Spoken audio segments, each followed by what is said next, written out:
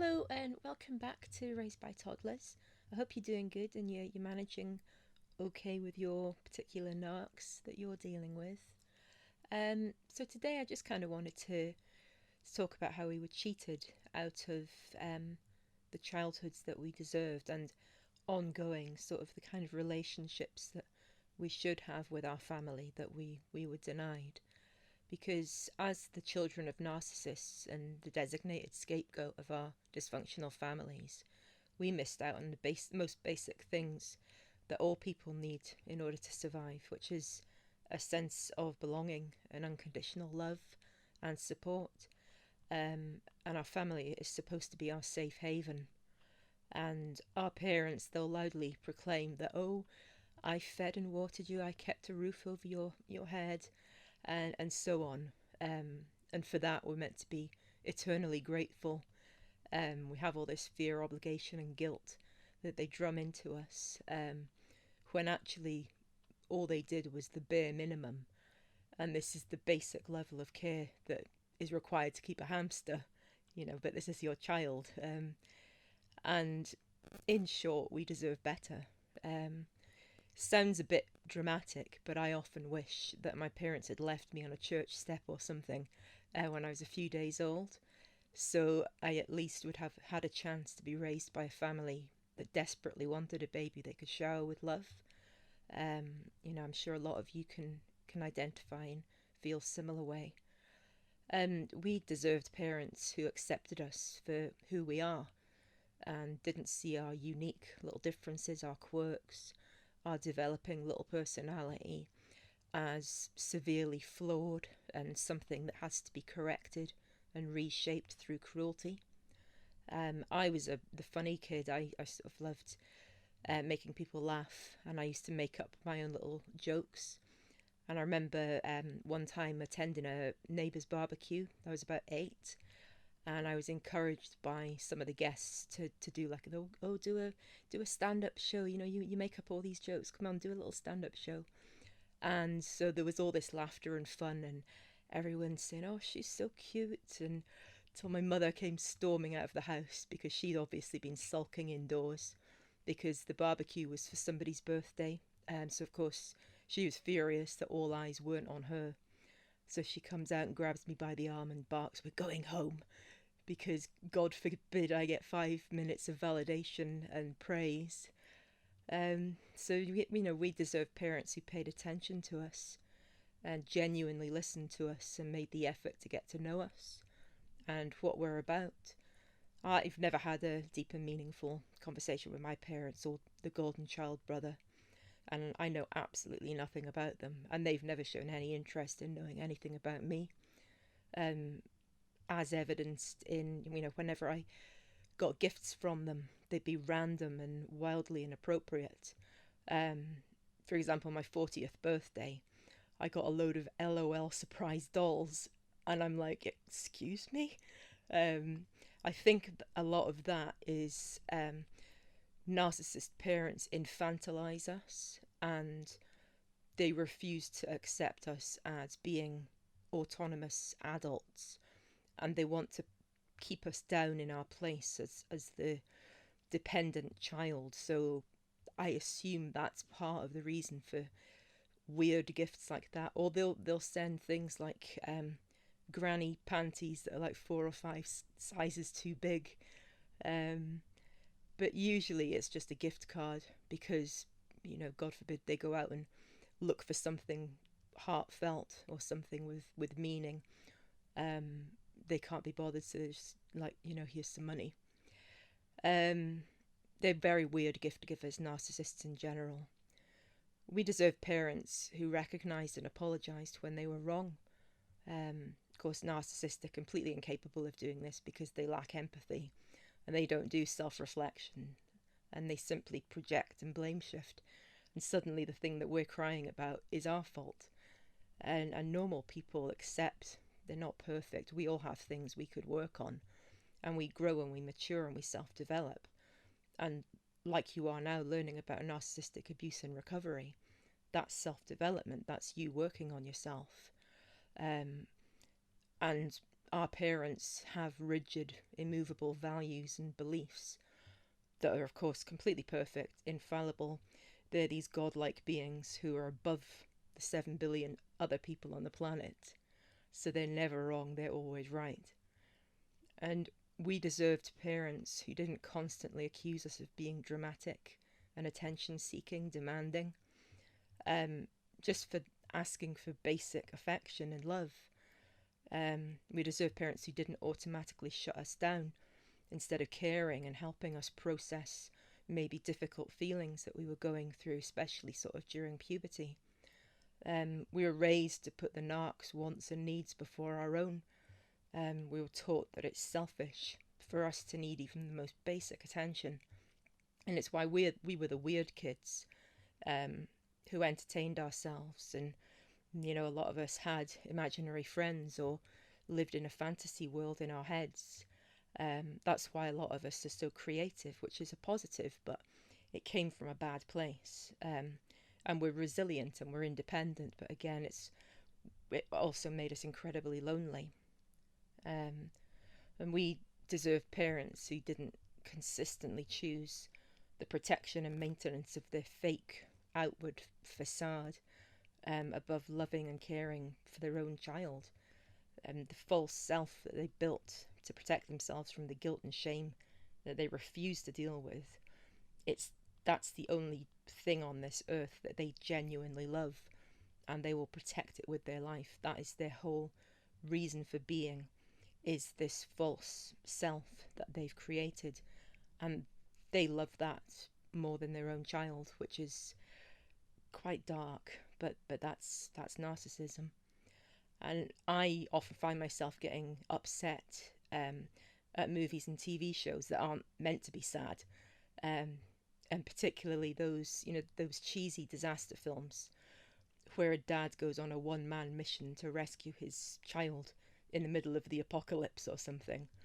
And if they replaced Liam Neeson in Taken with my dad, the movie would end within 5 minutes, because his reaction to me being in danger would be, well, you're in this situation because of your own stupidity, so don't come whining to me.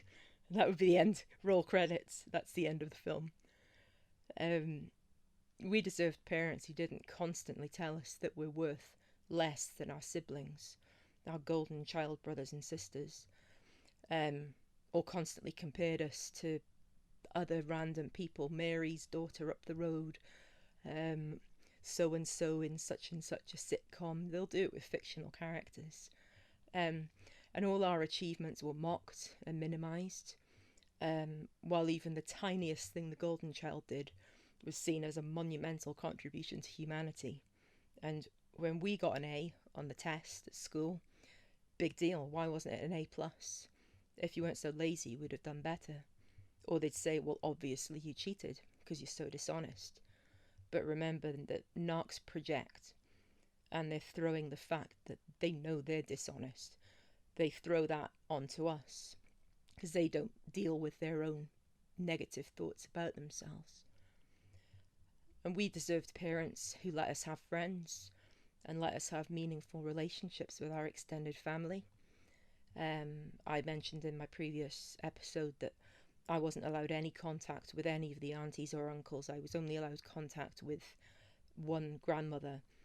And it was, wasn't allowed any contact. And I believe it was, they don't want external influence on us. They don't want people who might point out to us the way we're being treated at home is wrong. And that we're good kids and we're worthy of love. The narcissists can't have that happen. And that's why they sabotage us in romantic relationships. That was another thing that I was robbed of. My cute little teenage romances, I wasn't allowed. I was denied that. And I've had more I love yous from my long lost relatives in the last 6 months than I've had in 40 years from my parents and my brother. In fact, I've never had an I love you from the three of them, or a warm hug, or anything anywhere near genuine love and affection. They're cold, they're robotic. I've described them to my therapist as being Victorian. They're very you watch the likes of Downton Abbey and you've got the upper classes and they're all terribly stuffy and terribly posh. That's what my family's like. We're not posh by any means. That's the way they behave, though. It's very strange. And we deserve parents who took any school bullying or any other forms of abuse that we experienced. We deserve parents that took it seriously and didn't mock us and tell us to get over it and stop being a loser. I believe my parents were thrilled that I was relentlessly bullied at school, because school wasn't a safe place for me to escape psychological abuse. It just helped them turn, in my crushing my self-esteem, they kind of outsourced the bullying to the kids at school. So the kids at school covered the day shift and then my parents took over at night. I was actually turned into a bully magnet by my mother. She would cut my hair into this god-awful, intentionally ugly style, and she'd opt for the thick old lady glasses that the NHS gave away free, rather than the designer ones that my brother had. I had these big milk bottle glasses, really gross old lady spectacles, while my brother had the groovy Calvin Klein ones. And this sabotage of the daughter's looks by narcissistic mothers is actually really common. I'm sure a lot of you can identify. It's because they're envious of what they see as a younger model of them, and we're a threat to them. We're a little kid, but she's threatened that we might outshine her, so that has to be squashed immediately. We can't get, heaven forbid, we get some self-esteem and self-worth.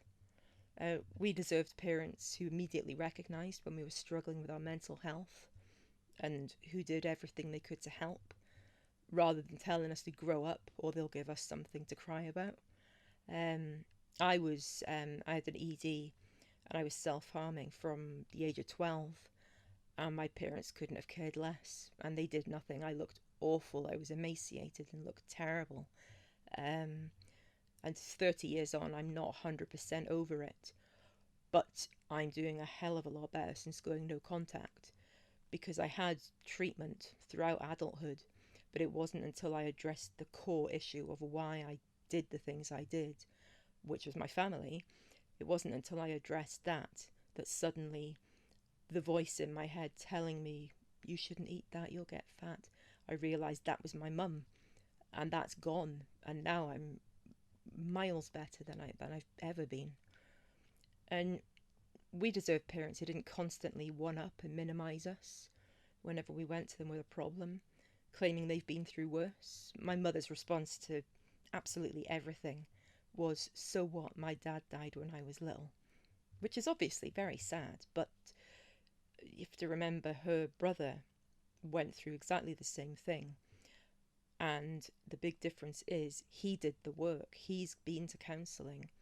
And he's a lovely, lovely man. He's one of the relatives I've recently reconnected with. A very warm, loving, very funny guy. And he did all the grief counselling and he's worked through it. And he's very open about his mental health struggles. And he's a very genuine, authentic man.